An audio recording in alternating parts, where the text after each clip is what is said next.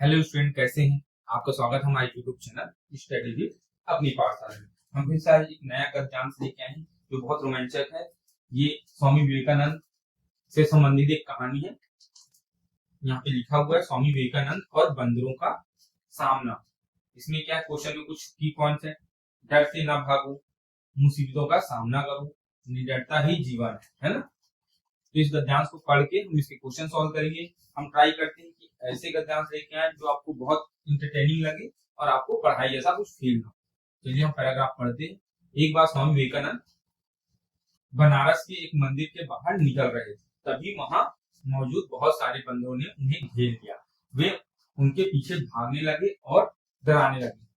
विवेकानंद डरकर भागने लगे, तभी पास खड़े एक वृद्ध सन्यासी ने चिल्लाकर कहा, रुको, भागो मत, उनका सामना करो।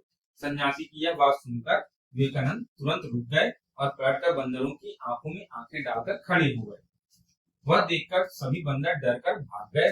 बाद में स्वामी जी ने सीखा कि यदि हम डर से भागेंगे तो वह हमें और डराएगा, यदि हम मुसीबतों का सामना करेंगे तो वह भी इन बंदरों की तरह भाग जाएगी। निडर ही जीवन है ना। इस पूरे कहानी का सार ये निकलता है कि हमको मुसीबतों से पीछा नहीं हटना चाहिए, भागना नहीं चाहिए, उनका सामना करने की कोशिश करनी चाहिए। जब तक आपकी क्षमता हो तब तक आप कोशिश कीजिए। यही इस स्टोरी का सार है। तो अब चलिए इसके क्वेश्चंस और चीजें देखते हैं थोड़े से। देखिए पहला क्वेश्चन क्या है, विवेकानंद को किसने घेर लिया था? सन्यासियों ने, बंदर ने, कुत्तों ने, लोगों की भीड़ ने।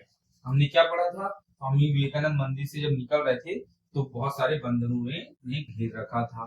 तो इसका आंसर हो गया। प्रश्न दूसरा देखते हैं, वृद्ध सन्यासी ने विवेकानंद जी को क्या सलाह दी थी? तेज भागने की, बंदरों की को खाना खिलाने की, मुसीबतों का सामना करने की, मंदिर के अंदर जाने की। तो आपने पढ़ा था उस वृद्ध आदमी ने चिल्लाकर स्वामी विवेकानंद जी से बोला था कि रुको, ठहर जाओ, भागो मत, सामना करो। तो वो खड़े हो गए थे और पलटकर बंदरों की आंखों में आंखें डालकर खड़े हो गए थे। तो यही बी नंबर आंसर होगा। बंदरों की बी नंबर बोलता हूँ, ये क्या नंबर होगा? मुसीबतों का सामना करने की बात कही थी।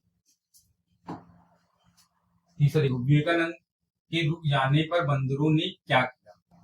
वे उन पर झपट पड़े, वे वहीं बैठ गए, वे डरकर भाग गए, वे नाचने लगे।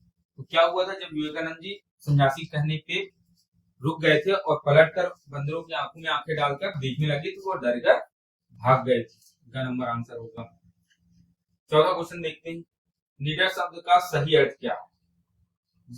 जिसमें खुद डर हो, जो कभी ना डरे, जो बहुत शक्तिशाली हो, जो भाग जाए।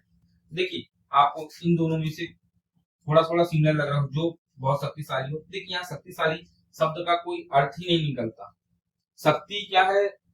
ऐसी चीज है जो शरीर से बनती है।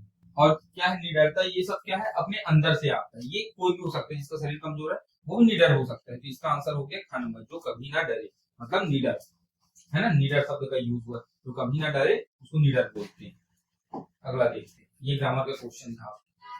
इस कहानी से हमें क्या शिक्षा मिलती है? हमें जानवरों से दूर रहना चाहिए, हमें मुसीबतों से भागना नहीं चाहिए। बनारस एक सुंदर शहर है, हमेशा सन्यासियों की बात माननी चाहिए।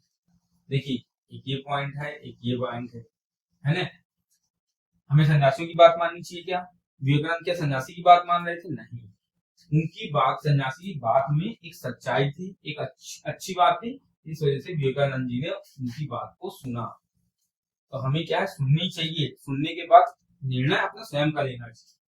हमें मुसीबत से भागना नहीं चाहिए। यही इसका ये शिक्षा मिलती है हमें, और मुसीबतों का सामना करना चाहिए डट के। इसी प्रकार हमारा ये वीडियो भी यहीं पे समाप्त होता है। आई होप आपको स्टोरी अच्छी लगी होगी। छोटी स्टोरी थी, बच्चों की है, लेकिन इससे आप गद्यांश सॉल्व करना सीख रहे हैं। कुछ ग्रामर के क्वेश्चंस, कुछ चीजें, प्रश्नों को कैसे हल करते हैं। किसी भी गद्यांश को आप स्टेप बाय स्टेप ध्यान से पढ़ेंगे, स्लोली तरीके से, अच्छे से, तो आपको समझ में आएगा।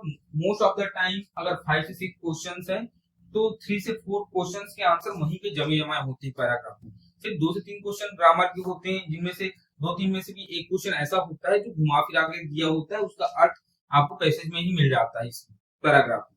तो 2 क्वेश्चन में जैसे समानार्थी शब्द, विलोम शब्द, कभी संज्ञा सर्वनाम, इनमें से कुछ चीजें आ जाती है, तो वो क्या है आपको पढ़नी पड़ेगी थोड़ी सी। जिन लोगों ने संज्ञा सर्वनाम और ग्रामर रिलेटेड और भी जो भी टॉपिक नहीं कवर किया हो, तो हमारे प्लेलिस्ट में जाके आप चेकआउट कर सकते हैं, वहां पे सारी चीजें दी गई हैं और एक्सप्लेन किया गया है बहुत अच्छी तरीके से। तो यहीं पे हमारी वीडियो समाप्त होती है। नए हैं तो सब्सक्राइब कर दीजिएगा, अपने दोस्तों का शेयर कीजिए ज्यादा से ज्यादा और लाइक कर दीजिएगा, फिर जाइएगा। Thank you.